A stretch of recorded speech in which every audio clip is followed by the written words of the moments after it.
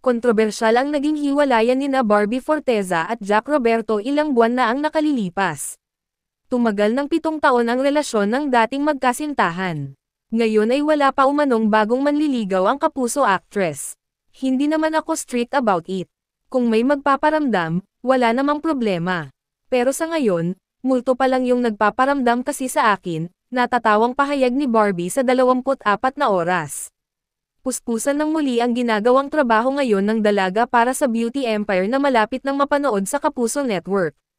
Kasamahang bida ni Barbie sa bagong serye sina Kylin Alcantara, Rufa Gutierrez, Gloria Diaz at Sam Concepcion. Masaya kasi nakikita ko na lahat talaga kami very efficient. Napakabait at napaka-down-to-earth ng isang Miss Rufa Gutierrez.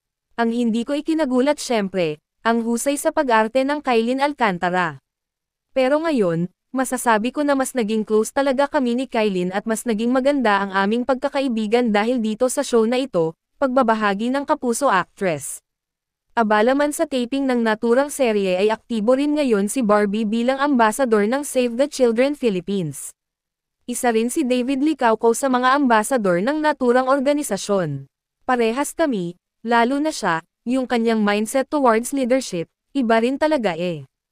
Parehas kami ng goal at mindset when it comes to giving the children the improved environment and education and knowledge towards everything in life talaga. I am blessed with this kind of profession and platform bilang aktor at bilang artista to influence and inspire other people to raise awareness, and to join Save the Children Philippines because together, we will be able to provide the proper education, safe environment, livelihood, proper guidance for our future leaders and game changers, makahulugang pahayag ng dalaga.